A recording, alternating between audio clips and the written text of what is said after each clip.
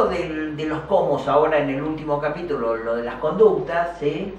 Como les dije, están todos este grupo de medicamentos que nosotros llamamos antipsicóticos, atípicos, porque son los más modernos, y que son los que más se han usado y se usan como modificadores de la conducta, especialmente risperidona y aripiprazol. Y en segunda instancia, estos inhibidores de la recaptación de serotonina, que tienen una función ansiolítica, como la fluoxetina o la sertralina o el citalopram. Bueno, las agencias de medicamentos, como ustedes saben, requieren que la administración de una medicación tiene que pasar por una serie de evidencias, en el sentido de que la intervención farmacéutica o farmacológica que uno hace ha demostrado fehacientemente que está indicado y que no tiene riesgos digamos, severos, por lo menos. Y en ese sentido, todo lo que es el tratamiento de neuropsicofarmacología en la infancia ha sido un poquitito una zona de poca investigación, porque en general las industrias farmacéuticas y demás no tienen mucho interés de invertir dinero en niños, con todos los riesgos que conllevan y todos los temas éticos, ¿no? Así que yo diría que en la práctica clínica disponemos de muchos medicamentos que muchas veces extrapolamos del uso de otras condiciones o en otros grupos de edad y que los trasladamos a los niños, y que recién ahí, cuando demostraron ser efectivos, se hicieron los estudios para decir, bueno, son seguros y efectivos, ¿no? O sea, no fue el camino inverso, lamentablemente. ¿Por qué digo todo esto? Bueno, primero porque cuando uno lee el prospecto de uno de estos medicamentos, va a leer en general las condiciones para las cuales originalmente fue aprobado. Usemos, por ejemplo, como lo dije, antipsicóticos, atípicos, risperidona, como si dijésemos que el autismo es una psicosis, ¿sí? Esquizofrenia. Entonces quiere decir que mi hijo es esquizofrénico. No. Acabo de hacer esta introducción de cómo se llegaron a este campo, porque en realidad estos grandes títulos, depresión, esquizofrenia, psicosis, son grandes carteles que sirven bastante para especialmente la medicina en adulto, pero cuando nos movemos en el área del desarrollo, la verdad que muchos de ellos no tienen ninguna actualidad conceptual. Sin embargo, hay mecanismos comunes neuroquímicos que hacen de que estos medicamentos que son aprobados para esto también sirvan para esto. En otras dosis, de otra manera, ¿no? Cambia eso, pero el principio activo es el mismo. Y este es el caso de la risperidona. La risperidona es como el caso testigo, el leading case, de un grupo de medicamentos que vinieron a reemplazar a los antipsicóticos clásicos o típicos, como el alopidol y demás, que eran medicamentos muy efectivos, pero sumamente riesgosos con todas sus implicancias. Más que mejorar al niño, lo tranquilizaban. Sí, lo tranquilizaban, pero tampoco le dejaban esas zonas de fortalezas tan vigentes. La ventaja de estos nuevos medicamentos es que, primero, que no actúan por un mecanismo solo, sino que tienen más de un mecanismo de acción. Por eso también se los llama típicos, ¿no? Actúan supongamos, sobre un neurotransmisor, como la dopamina, pero también lo hacen sobre la serotonina, lo hacen sobre algún canal iónico. Es decir, tienen como un mecanismo de acción un poco más diverso. Y en las dosis recomendadas, la risperidona ha sido aprobado para su uso en niños con trastorno del espectro desde los primeros años de vida, es decir, que uno cuenta con el aval de la documentación, de la evidencia, como decimos, porque mejora tanto algo que yo mencioné anteriormente, que es el sueño, es uno de los temas bastante perturbadores de la calidad de vida del niño y de su familia, que más menor. Puede mejorar las conductas repetitivas, esto que nosotros decíamos de naturaleza, obsesión, compulsión, o ansiedad. ¿Sí? Y hay algunas evidencias de que puede mejorar también esto de la interacción social, ¿no? Uno no sabe si es que lo mejora por beneficio de las anteriores o porque tiene un efecto propio.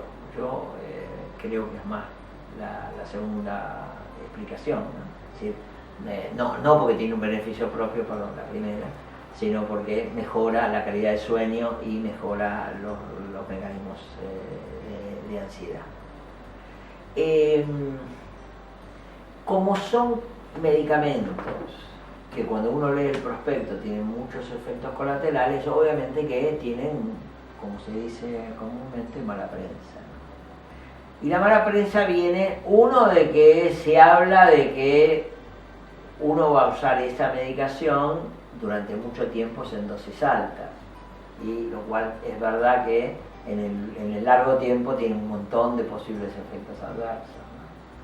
Pero volviendo a la idea de un diagnóstico operativo, muchas veces dosis mínimas de un antipsicótico como la risperidona en un momento complicado de un dispositivo terapéutico hace que las intervenciones no farmacológicas sean más permeables y uno pueda avanzar con estrategias terapéuticas superadoras y después el medicamento ser retirado, que es la idea que todos tenemos, no eternizarlo en el tratamiento.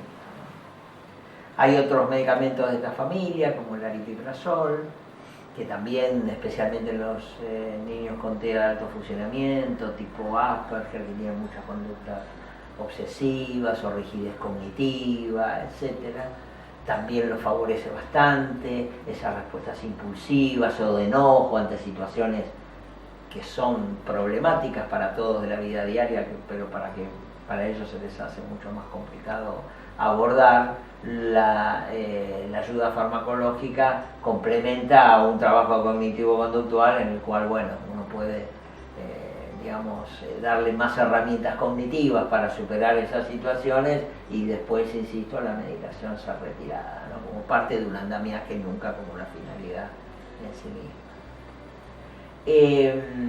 Conceptos parecidos podemos verter con la serotonina o los inhibidores de la recaptación de serotonina.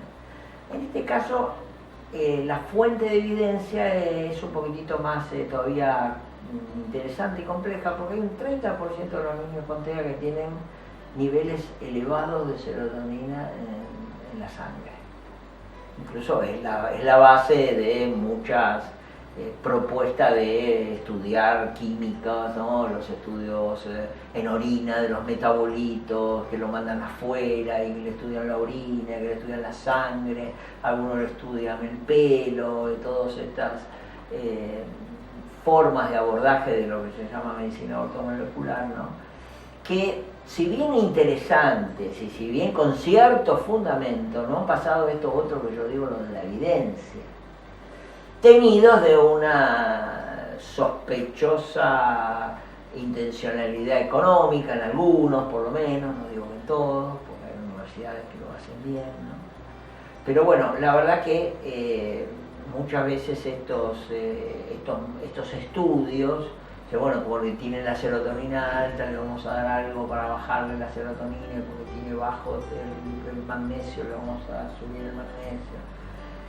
Insisto, estamos todavía un poco lejos de entender la precisión de muchos de estos estudios, y en el caso de serotonina está documentado que así es, pero haber sacado la serotonina o disminuido, porque ha habido ensayos clínicos bien diseñados por entidades de investigación serias que no han demostrado diferencias después de hacer estos cambios, es decir, algo significan, hay una perturbación en el metabolismo, cosa que a uno tampoco lo sorprende porque estamos ante un trastorno de neurodesarrollo. Ahora, eso causa, consecuencia, modificándolo, resuelvo el conjunto, ahí es donde creo que da lugar para la confusión, ¿no? Algo parecido puedo mencionar de los tratamientos no farmacológicos como los dietéticos, ¿sí? O sea que hay un subgrupo de niños con TEA que tienen perturbaciones gastrointestinales, son conocidas. Hay un investigador, especialmente de California, que ahora no me viene el nombre, pero es una persona muy seria que ha publicado unos artículos muy interesantes donde él en realidad no habla del autismo, sino dice los autismos. Y en realidad pone aquellos niños con megalencefalia, con cerebro grande, que son un subgrupo, como yo les dije, aquellos que tienen epilepsia, que no son todos, son subgrupos, aquellos que tienen trastornos gastrointestinales, es decir, como que pareciera que dentro de este denominador común que tiene que ver con el neurodesarrollo, la conectividad cerebral, la sinaptogénesis, hay caminos donde algunos llegan a ese mecanismo final con algún síntoma, por ejemplo gastrointestinal. De ahí a decir que todos los niños con TEA se van a curar con un tratamiento dietético es una falacia irresponsable, a mi entender, porque no está documentado de ninguna manera de que esto sea cierto. Lo que sí es cierto, insisto, de que hay un niño y uno lo escucha a los padres y tiene que dar fe que ellos están dando cuenta de algo que han observado, que uno mismo pudo observar, es que hay un grupo de niños con trastornos del espectro que tienen síntomas digestivos asociados. Uno no sabe a veces si es por el hábito de pica, o porque tienen una alimentación selectiva, o porque con esta historia han desarrollado una flora intestinal anómala y por lo tanto no digieren los alimentos de una manera habitual. Pero bueno, no es extraño de que con todo este cambio de la bioingeniería, con todos los genes y lo transgénico y los químicos, los colorantes y los conservantes y demás, que algunos de nosotros seamos sensibles a esto, para nada. Yo diría que es muy probable que así sea y que pueda tener el impacto en un chico que tiene un trastorno de neurodesarrollo. Por lo tanto, lo que yo sí he observado y está en la literatura más documentado es que, bueno, definitivamente no curan el autismo, lamentablemente, ojalá que esto no fuese así, pero que pueden mejorar algunos síntomas asociados, llámese el sueño, que no es menor, la irritabilidad, que a veces es un problema porque tienen síntomas digestivos y quizás no pueden poner en palabras lo que sienten, ¿sí? La impulsividad, la hiperactividad, como los azúcares, lo cual, insisto, el costo-beneficio hay que evaluarlo en cada niño en particular, ¿no? O sea, si es un niño muy hiperactivo, muy irritable, con trastorno del sueño, tiene síntomas digestivos, a mí me parece de sentido común, bueno, más si tiene prueba de que es sensible al gluten o que tiene una alergia a la proteína de la leche de vaca, etcétera, etcétera. Yo creo que hay que hacerlo el tratamiento. Y si uno tiene alguna sospecha y la familia cree de buena fe que esto es un camino posible, yo creo que hay que acompañarlos. De ahí a decirles que con esto se van a curar, o embarcarlos en estudios costosos y poco documentados de su existencia, con analizar pelo en Estados Unidos o esto allá, que valen miles de dólares y demás, está poco documentado. También estas dietas que vienen de la India, con micronutrientes, la verdad que son más que interesantes desde el punto de vista teórico, pero en la práctica no está documentado, por lo menos para la gran mayoría. Creo que en algunos casos puntuales puede ser útil y es importante que uno atiende a una persona, no atiende a un diagnóstico. Así que bueno, hay que estar atento a esto. Otro tema de los medicamentos entonces, bueno, ya que estuve con las causas dietéticas, es el tema de las vacunas, es bastante conocido, ¿no?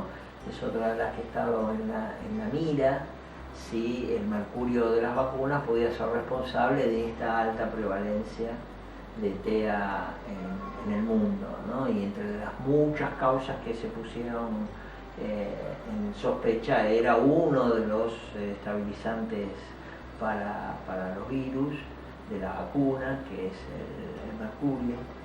Y la verdad que no se demostró que esto sea así, hasta se demostró que quien propuso esta hipótesis en realidad fue una especie de chantaje a las empresas farmacéuticas porque tenía evidencias, bla, bla, bla. Eso está publicado en internet, no lo voy a extender, pero bueno, los chicos con TEA se pueden enfermar de sarampión y pueden estar graves de sarampión porque inmunológicamente en eso no hay alteraciones específicas para decir no pueden recibir una vacuna.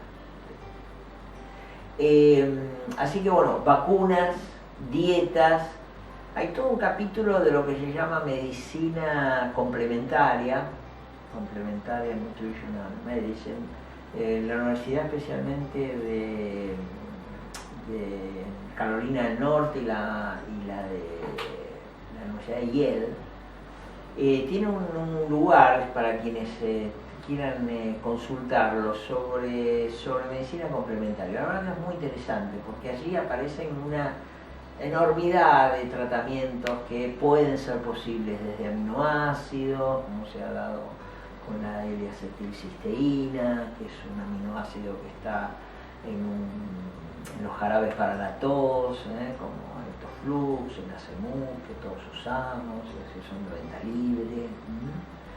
Pareciera que en dosis altas compensan un poco los desequilibrios en los neurotransmisores. La misma doctora Harvard mencionó que podría ser útil, pero son todos estudios o tratamientos más en investigación. Antitusivos, bueno, la verdad que de todos hay un montón. Yo simplemente quisiera rescatar una información que sí se sabe, que el omega 3, el omega 6, el DHA en dosis más altas es digamos, efectivo para mejorar la neurocognitividad en los trastornos del desarrollo en general. Esto se ha publicado para TDAH en el Pediatrics, es decir, no es una publicación en una revista menor, sino al contrario. Y bueno, hay otras evidencias en otros trastornos del desarrollo, incluyendo los trastornos del lenguaje y del espectro. No deberíamos esperar que la administración de omega 3 resuelva, pero pareciera tener un efecto benefactor y promotor del desarrollo. También en los alimentos, que es algo más fácil quizás que darle omega 3, que están en las grasas de los pescados, como en las nueces, en las avellanas, en la castaña de cayú, pero bueno, la verdad que los chicos con TEA todo esto no les gusta casi a ninguno, así que bueno, habrá, y los jarabes que hay, los jarabes son horribles y las gomitas que hay tienen un gusto así un poco a pescado, pero bueno, por lo menos uno recomendarlo, que eso hay una evidencia de que sirve. Así que bueno, yo creo que de los medicamentos más frecuentes podríamos pasamos por los antiepilépticos y estabilizantes del estado de ánimos, los antipsicóticos, tanto risperidona como sus sucedáneos, pasamos por las vitaminas y quizás por último los trastornos del sueño, dos palabras, la farmacología, pues es algo muy común. Tenemos como dos panoramas en los trastornos del sueño en niños con el espectro. Aquellos que tardan mucho en conciliar el sueño, que son un número alto, o aquellos que interrumpen el sueño, se despiertan a la noche y se quedan en algo, ¿sí? Lo cual perturba a la familia y perturba la calidad de sueño de ellos. Respecto a los primeros, la melatonina sirve. O sea, está demostrado que la melatonina es efectiva en dosis relativamente normales a altas, de 3, 6, a veces más miligramos, para mejorar esto que se llama las alteraciones en la fase del sueño. Un capítulo más complicado son aquellos niños que tienen un sueño muy fragmentado, es decir, se despiertan varias veces. Para ellos creo que deberíamos abordarlo de una manera un poco más específica, como un trastorno más específico del sueño y no tanto los de fase. Para estos últimos niños hay que investigar si tienen muchos de estos niños tienen un sueño fragmentado o porque roncan, porque algunos tienen más fenómenos alérgicos, como así como tienen lo digestivo, pueden tener algo de alergia, no solamente alimentaria, sino también algo del tracto respiratorio. O aquellos niños que tienen un movimiento excesivo durante el sueño y pueden tener algo que se denomina síndrome de piernas inquietas, ¿no? O parecido a lo que se llama síndrome de piernas inquietas. Es decir, chicos que durante el sueño, bueno, uno le puede decir, desarman toda la cama, se mueven un montón, ¿no? O sea, si se van a dormir con los padres, duermen, pero no duermen los padres porque se mueven una enormidad. Muchos de estos niños tienen sueños fragmentados, que decimos, que no tienen una buena arquitectura, porque el sueño requiere para cumplir su función una buena arquitectura, es decir, tiene que tener armonía. Quisiera, así entre paréntesis, comentar que a diferencia de lo que uno cree que el sueño es para descansar, para el cerebro trabaja el doble durante el sueño. Es decir, el cerebro no descansa, sino que todo lo contrario, procesa mucha información diurna. Es por eso que un bebé duerme mucho, porque tiene mucha información para procesar, y la gente más grande, en el cual me incluyo, no dormimos tanto porque ya aprendimos mucho. Entonces el sueño no es descansar, el sueño es procesar información, es uno de los mecanismos básicos del aprendizaje y la memoria. Por lo tanto, que un niño duerma bien es muy importante para aquellos de lo que nosotros estamos tratando de hacer, es que aprenda y se desarrolle de la mejor manera posible. Tanto déficit de atención, hiperactividad, irritabilidad y demás pueden tener su origen en el sueño, ser lo que vemos en el día, la consecuencia. Por lo tanto, estudiar el sueño en aquellos que no tienen trastornos de latencia, como fue el caso anterior de la melatonina, nos obliga a buscar algunas de las causas de las alteraciones del sueño fragmentado. Algunas son epilépticas, como las dije antes, pueden ser descargas, otras pueden ser alteraciones en las vías respiratorias, las apneas obstructivas, que también es otro grupo, que tengas alteraciones que el sueño está totalmente desorganizado por las descargas, aquel síndrome epiléptico que yo dije, punto de onda continua ante el sueño lento. Y después hay un grupo de niños que tienen alteraciones en los micronutrientes, como en el hierro, especialmente cuando uno busca ferritina, que es una proteína de la sangre que lleva el hierro, pero en funciones que tienen que ver más con lo neurológico. Normalmente cuando uno va al pediatra le pide un hemograma que ve la hemoglobina, a ver si está anémico, o a lo sumo ve una ferremia, que es la cantidad de hierro en la sangre. Pero esto, la ferritina, tiene que ver mucho con los neurotransmisores, especialmente la dopamina, que yo mencioné, y la serotonina, usan como cofactor a esta forma de hierro. Por lo tanto, prestarle atención a algunos nutrientes de este tipo en un trastorno del sueño puede ser un alivio a un tema que, insisto, puede tener implicancias en la vida diurna. Y después hay niños que realmente no tienen problemas de piernas inquietas, no funcionan con melatonina, le dieron Benadryl el pediatra porque es un antihistamínico que puede dar sueño, que tiene, dicho sea de paso, mucho efecto paradójico en un número bastante elevado de niños. Las benzodiazepinas que se utilizan en adultos, clonazepam, diazepam, que son el Valium, el Rivotril. No estoy haciendo propaganda, pero son los nombres más familiares, ¿no?, de estos medicamentos. Tienen en general el efecto, están contraindicados en la mayoría de los niños con TEA y en la infancia porque tienen efecto rebote, generan dependencia, etcétera, etcétera. Así que a veces uno tiene que apelar como a medicamentos un poco más fuertes, como diríamos, ¿no?, como la quetiapina, ¿no?, los trazadones. La verdad que lo usamos poco, pero hay situaciones donde los niños que no duermen se desorganizan tanto durante el sueño, desorganizan tanto la dinámica familiar, se organizan tanto el día, que si uno no corta este círculo vicioso, tiene que apelar a medidas un poco extremas, pero que bueno, lamentablemente por un tiempo la tenemos que hacer, porque si no la dinámica de los hechos empieza a tomar vida propia, como un huracán que se está armando, y si uno no lo puede desarmar, después es más difícil de detener. Así que bueno, el armamentario de medicamentos posibles es enorme. En general, cuando uno como médico después de los años ve tantos medicamentos es porque no sabemos mucho, ¿no? Cuando hay tantas cosas es que o el trastorno del espectro autista, como dijimos, son, como decía el doctor Geshu, el de California, como decía Geshu, los autismos, ¿no? Entonces en realidad estamos hablando de un denominador común final, en el cual el fenotipo conductual TEA es el denominador final común de muchos diferentes canales. Es un poco como la Panamericana. ¿Quiénes van por la Panamericana? Bueno, los que vienen del centro, los que vienen del oeste, los que vienen del sur. Es decir, no podemos decir los de la Panamericana son todos los de Pilar, por decirlo así metafóricamente.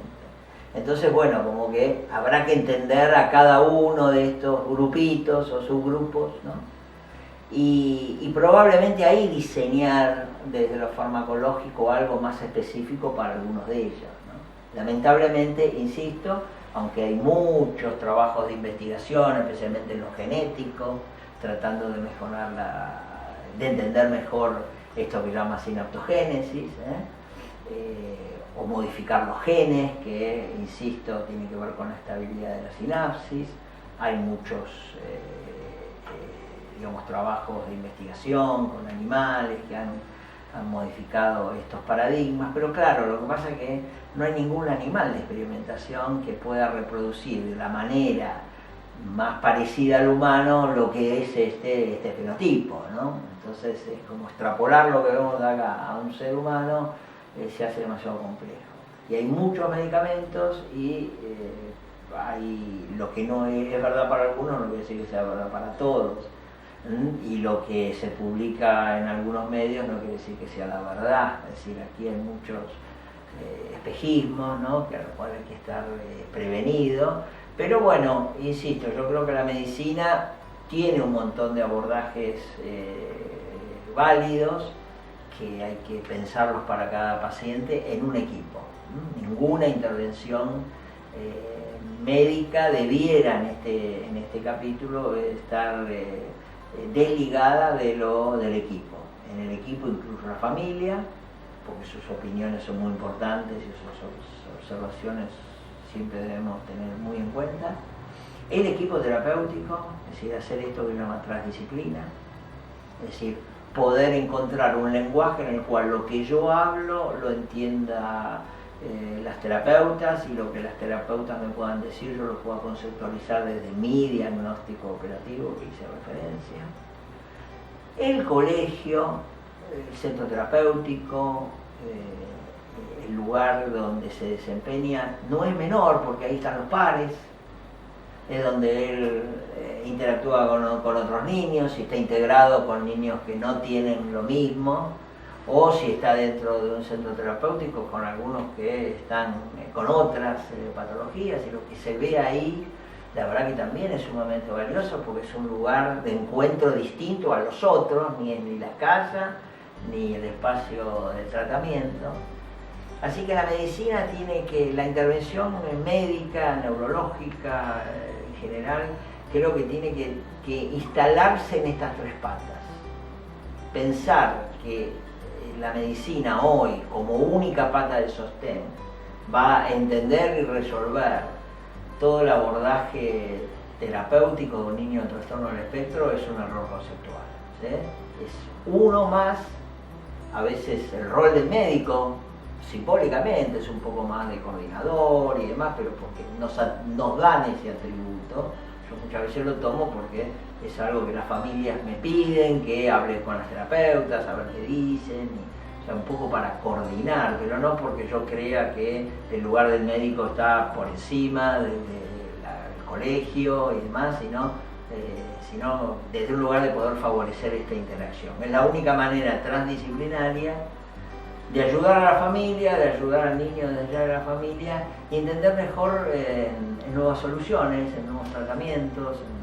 Ojalá que las neurociencias nos permitan avanzar más de lo que hasta ahora hemos hecho, que por lo que los resultados vemos con un poco de angustia no son suficientes. Bueno, les agradezco mucho esta oportunidad de hablar con ustedes.